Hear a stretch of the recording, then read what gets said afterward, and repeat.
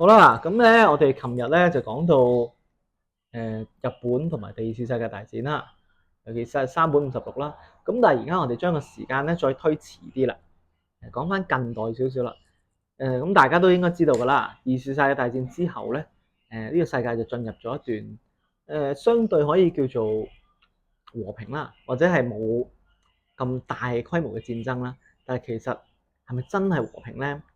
由大約1945年打完第二次世界大戰之後，其實一直都有一個狀態，我哋所謂叫做一段時期，我哋叫冷戰啊嘛。咁其實冷戰咧係啲咩嚟嘅咧？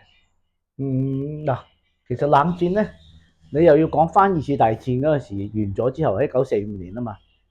咁當時1945年之後完咗之後咧，咁呢幾個巨頭咧就丘吉爾啦、史太林啦，同埋羅斯福啦，主要就三大巨頭咧開會啦。咁問題咧就話當時咧大家咧蘇聯尤其是蘇聯咧，你知蘇聯係佔據咗好多地方嘅。當時蘇聯咧喺東德咧。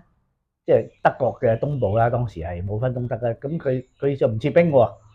咁美國咧就駐軍喺即係代表盟軍咧駐軍喺西德，就係柏林。咁大家都對峙咗喺度。咁當時有一度緊張形勢嘅，但係嗰陣時啱啱打完仗，大家都唔想有啲咩衝突。咁算啦，大家都和和平平算數啦。你又霸咗嗰邊，我又喺呢邊，大家守住。咁大家東西方咧互相對峙。咁其實咧。當時係1945年啦，咁一路呢個對峙環境咧，就大家因為美國咧就對於蘇聯有戒心嘅，因為蘇聯共產主義啊嘛，美國係資本主義咧，大家係有啲敵視嘅，大家係敵人嚟嘅，其實兩樣嘢係相反噶嘛。咁就係咁嘅情形咧，就尤其是當時咧，到咗1947年咧，到叫杜魯門啊 ，Truman 咧，杜魯門 Harry Truman 咧，杜魯門咧就有一個叫做杜魯門主義。咩叫杜魯門主義咧？杜魯門主義就係話，佢認為咧，我哋係美國係自由世界嘅燈塔，我哋咧就應該咧就捍衛全世界人個人嘅自由，就唔想俾一啲專制嘅國家，專制國家其實佢指共產主義啦，當時佢係指共產蘇聯啦，其實指蘇聯啦，當時就係共產主義啦，指蘇聯啦。佢意思即係話，其實佢想盡一切嘅能力咧，因為蘇聯當時駐軍喺東德啊嘛。而蘇聯所控制咧，除咗東德以外，佢嘅勢力範圍咧就係波蘭啦、匈牙利啦，仲有好多好多東歐國家喎。咁希臘都係啦，當然啦，都係佢勢力範圍嚟嘅。當時佢就杜魯門就唔想，即係美國啦，其實美國國會咧就唔好想共產主義咧佔據咗呢個世界太多地方嘅，尤其是歐洲啦。咁佢意識形態上面相反噶嘛。咁杜魯門主義就話，美國將會盡咗一切嘅努力咧，阻止蘇聯咧擴張西邊擴張，阻止蘇聯擴張。咁呢種擴張咧，其實咧就形成東西方對峙啦，或者以美國為主嘅自由世界，同埋蘇聯。蘇聯入邊咧，後邊就好多加盟、好多共和國啦，即係我哋叫做嗰陣時叫 Eastern Bloc 嘛，喺 Eastern Bloc 啊，或者叫做中文叫做鐵幕啊嘛，鐵幕國家啦，係啊，鐵幕國家啦，同民主國家大家對峙。咁呢種對峙咧，1947年開始咧，就對峙咗幾十年噶啦，半個世紀啦，差唔多去到1991年咧，蘇聯瓦解。咁對峙咗幾十年咧，中間咧，其實咧就中間係發生咗好多嘢喎，你知唔知啊？發生咗咩啊？即係韓戰啦、越戰啦，仲有蘇聯打阿富汗咯。係啦，咁仲有咧就係1962年嘅古巴導彈危機啊，個 Bay of Pigs 係嘛？係啦，當時古巴危機咧就係甘迺迪總統做總統嗰個年代啦。咁其實好多代理人戰爭啦，都係嗰個時候發生嘅。咁因為呢啲 super power 美國如果同蘇聯一打咧，呢個世界毀滅嘅喎，因為大家啲核彈都多到離譜，一炸落嚟咧，呢個世界就玩完㗎啦。所以咧，佢哋中間咧冷戰中間好多代理人戰爭嘅。咁但係有一段插曲咧，其實中美係冷戰啦。咁啊中國同蘇聯又冷戰喎，知唔知啊？中蘇又冷戰嘅喎，但係唔係同一陣線嘅咩？唔係啊，佢哋到咗中蘇嘅講遠咗少少啦，我哋可以講遠少少啦。中蘇冷戰咧，主要就係話你知唔知啊？1963、64年左右咧，毛澤東咧就曾經咧就批判咧蘇聯咧叫修正主義。咩叫修正主義咧？因為蘇聯咧當時係邊個做當時赫魯曉夫即係史太林之後啦，克魯曉夫佢溫上台啊嘛，和啲㗎嘛。係啦，克魯曉夫咧就批判史太林，佢覺得史太林咧，嗱克魯曉夫係史太林1953年死嘅，克魯曉夫係1956年左右咧，就曾經有一個好出名嘅批判史太林嘅，佢就話咧史太林咧有兩樣嘢係值得批判嘅，要講出嚟。第一咧個人崇拜，搞個人崇拜；第二咧係殺咗好多冤枉死嘅人，即係唔支持嘅人咧，佢就用暗殺好、屈佢好，用啲罪名砌生豬好，死咗好多人。咁咧佢就同呢啲人平反於獄。其實咧佢係一個比較溫和啲嘅。咁呢個咧叫做修正主義或者叫做蘇修主義。咁當時毛澤東咧就最憎佢呢樣嘢。點解啊？因為毛澤東當時係個人崇拜啊嘛。喂，你批判個人崇拜，咪即係同佢作對？即係佢覺得你溫和得滯。係啊，唔係溫和得滯，因為毛澤東當時係搞緊大躍進啊之後嘅文革，都係個人崇拜噶嘛。咁你而家批判史太林個人崇拜，咪即係影射咗毛澤東，唔啱咯，係咪？咁我點同你做朋友啊？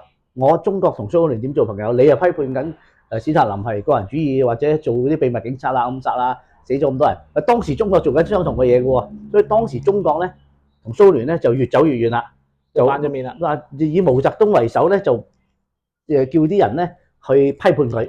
當時好多大遊行啊，批判佢啊，就咁啊，令到中國同蘇聯咧都係好開始64年開始關係差嘅。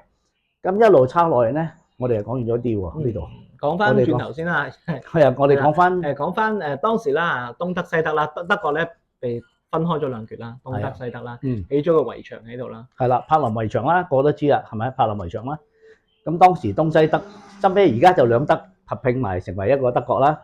當時就東西陣營係對峙，就冷戰啦。咁其實冷戰咧就引致好多代理人戰爭啦。其中最出名嘅當然係韓戰啦、越戰啦。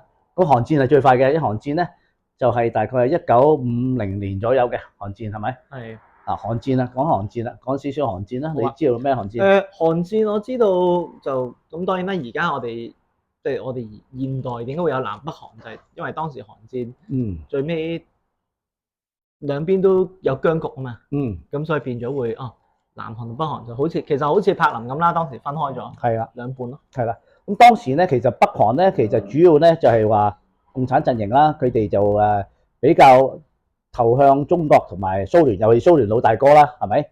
咁當時金日成咧係喺1950年左右咧，佢就1949年嚟，其實咧就向住南韓咧向南咧就揮軍，就話佢係要解放翻南韓嘅，要統一金日成話要統一。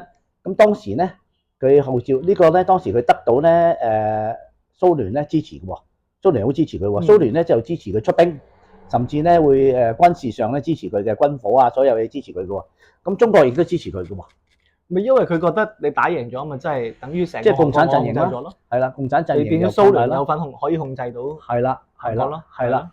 咁當時咧到最後咧就話，因為其實中國咧，尤其是中國唔係好弱，因為中國嗰時好弱啦。你知二次大戰之後，中國係好弱嘅，根本好窮嘅。所以中國當時咧就係以國家嘅層面咧就係冇參戰嘅。咁中國咧就以一種形式咧就叫做中國志願軍、中國青年志願軍，即係邊個自己去咧，同我哋中國係冇關係嘅，同中國一啲關係都冇嘅，係你哋自己自願自己自願去幫叫做抗美援朝啊。抗美國援朝啊，援助朝鮮啊，當時叫朝鮮啦，北韓啦。即係而家北韓。咁當時咧，其實當時最支持佢嗰個就係蘇聯。蘇聯結果咧，蘇聯係冇派軍隊嘅，就係好似大部分嘅都係中國嗰啲志願軍。係啦，大部分係志願軍走咗去。咁蘇聯當時係有少少軍火啦，有支持佢嘅，但係好少啦，其實冇乜投入嘅。其實口號多啲，一切精神上支持多啲嘅，其實係。咁但係中國咧，其實死咗好多人嘅，咁喺呢場戰爭咧，其實咧，你知唔知啊？軍隊咧，中國死嘅人咧係美軍嘅3倍到4倍嘅喎。係啊，死咗3、4倍嘅人嘅喎。咁同埋呢個韓戰咧，平民死咧係死傷300-400萬人嘅喎。哇！大家平民係死傷300-400萬平民嘅，好誇張嘅，好誇張啊！呢場戰爭。咁我哋又講遠咗少少喎，咁但係都唔係嘅。其實韓戰咧係冷戰入邊一個插曲嚟嘅，插曲嚟㗎嘛。越戰亦都係插曲嚟㗎嘛，越戰亦都係插曲啦，咁都係嘅。咁到好出名嘅當時古巴導彈事件亦都係啦，因為佢當年咧係蘇聯咧喺古巴嗰度擺個導彈基地，擺個導彈基地喺古巴，個導彈彈頭向住美國嘅，向住美國嘅。你知古巴就好近美國南部啊，Florida 啊或者係 Texas 嘅，好近嘅。咁啊隨時可以覆蓋到打到美國嘅南部嘅。咁當時咧呢個甘乃迪總統咧就話：我限定你72小時咧，要拆咗佢，你要拆除呢個佢哋裝咗落去嗰個基地72小時要限。如果你72小時唔打，我即刻打核彈炸平你嘅啊！炸平你嘅，會打埋莫斯科嘅。咁當時好緊張嘅，當時係不過就係最終都解決咗啦。當時對峙最終解決咗啦。如果唔係呢個世界就毀滅咗啦已經。好慘噶啦，毀滅咗噶啦嚇，毀滅咗噶啦。咁當時好啦，作為一個喺62年即係生活嘅人啦，你當時有冇睇住呢個消息㗎？哇！62年我得幾歲啫喎？點睇啊？得3、4歲啫喎，可能得4歲啫喎。又太耐之前啦，係啦，太耐之前啦，冇啦，太耐之前啦。咁但係其實咧講翻咧，頭先講冷戰啦，其實我哋可以講中蘇冷戰都係其實都係冷戰，因為對於我哋更加近啦，係咪先？中蘇冷戰頭先講咗少少嘅，其實中蘇冷戰咧就係話由因為當時大家嘅毛澤東對蘇修主義、蘇聯修正主義唔係好妥嘅，因為佢反對個人崇拜啊嘛，即係反對緊佢，咁大家所以大家越嚟越大家係火滾嘅。咁中間咧係大家係冇外交接觸嘅，係大家對罵嘅，隔空對罵嘅。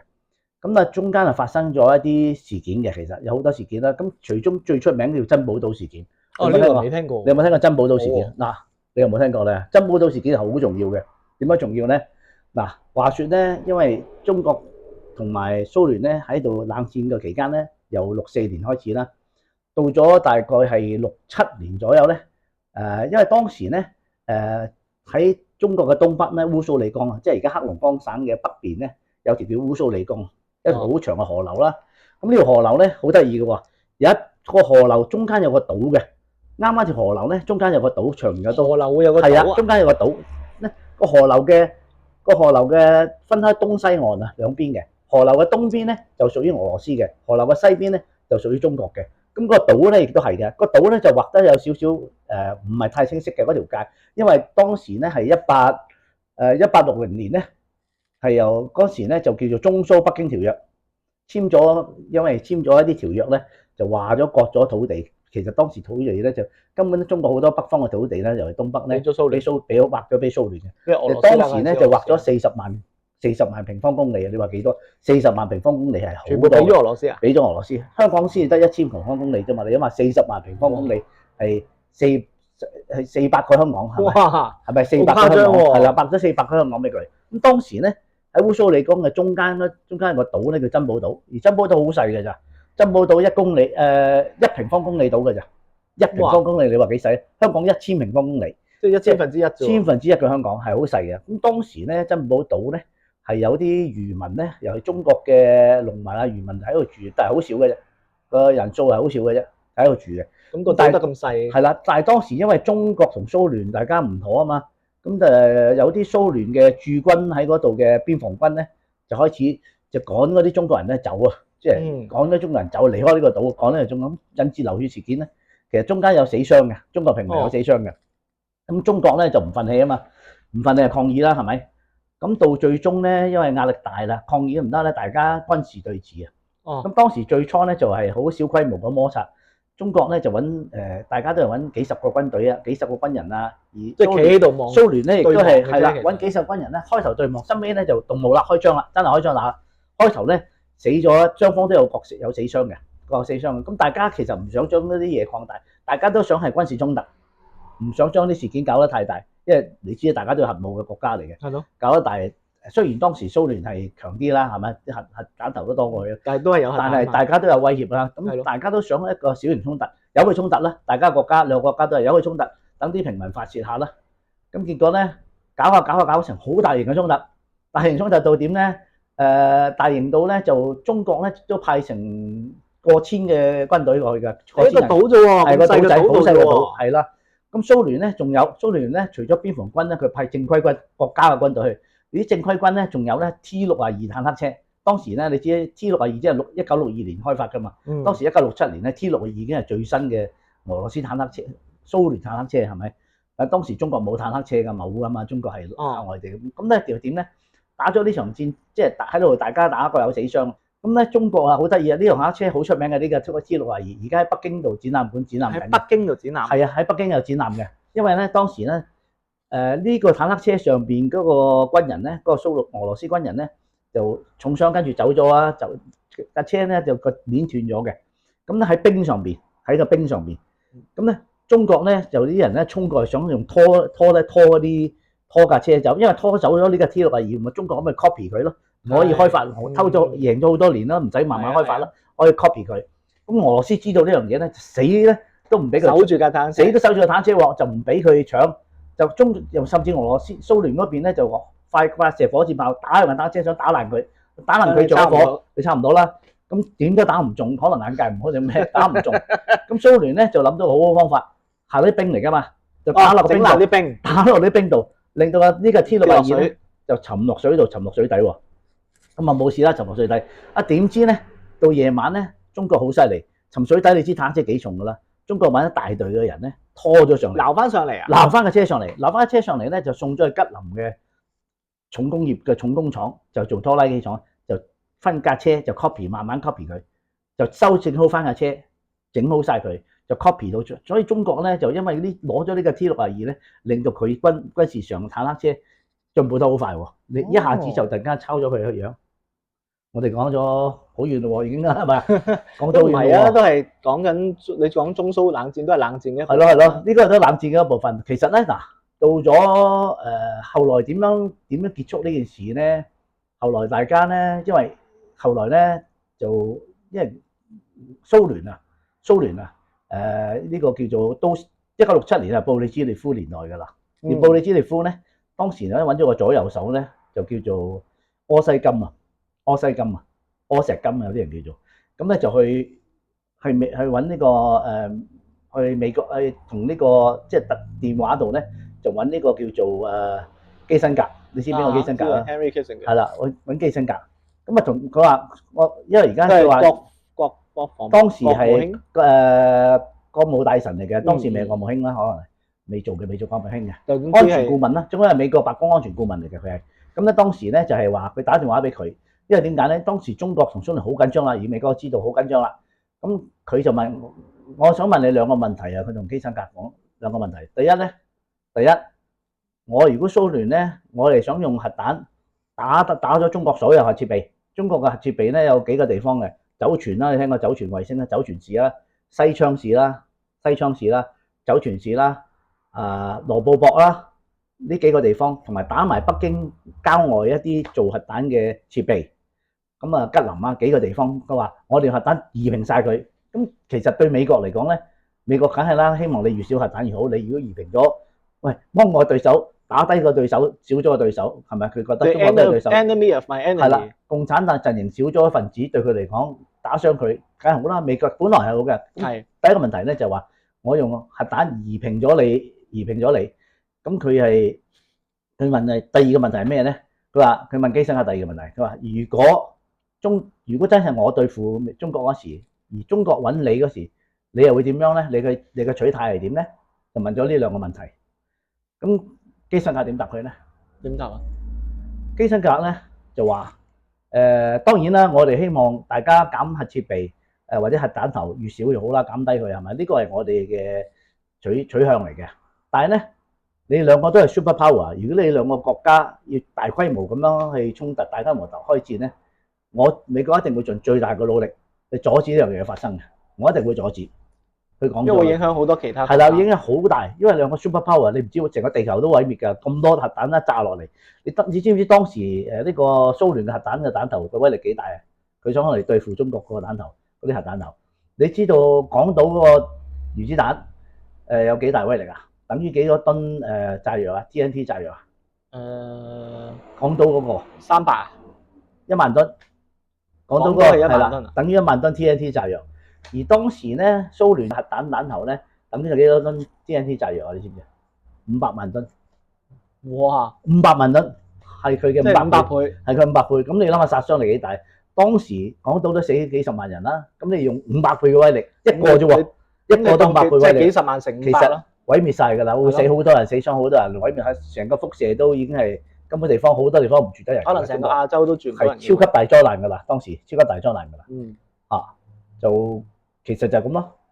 但係就因為俄羅斯咧，因為當時佢講咗呢件嘢俾基辛格聽，基辛格亦都表咗態。但係咧美國當時好奇怪喎，美國國會咧冇做任何嘢喎。但係好奇怪，你冇做任何嘢，但係基辛格咧用咗一招好犀利嘅，你知唔知用咩招數啊？化解呢個危機。用咗咩招數？佢用嘅招數咧，因為佢諗住美國蘇聯諗住用導彈炸中國，而中國唔知呢樣嘢，美國知道，係嘛？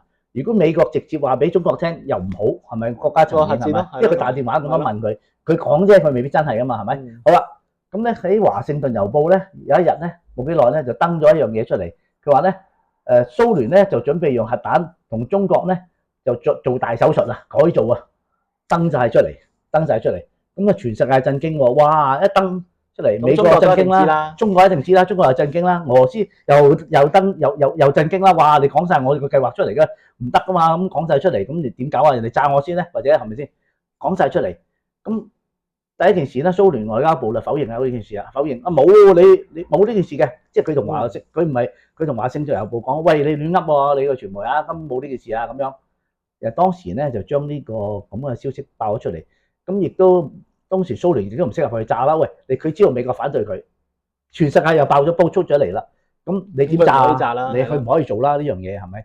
所以美國呢個好聰明嘅，用一個傳媒咧化解咗呢個危機嘅。其實當時化解咗危機，真係想打佢嘅。咁蘇聯之後同中國嘅關係有冇好翻咧？因為呢件蘇聯到中國關係咧，到好遲先好翻啦，到好遲先好翻啦，差唔多到咗接近近代1980年左右先至好，慢慢好翻。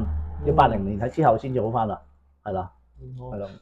睇嚟咧，冷戰咧真係好多嘢可以講喎。太多啦，其實我哋講咗可能1/10都冇啊。咁我哋喺呢度先停一停先，我哋下次再繼續講過啦。好啊，好啦，拜拜。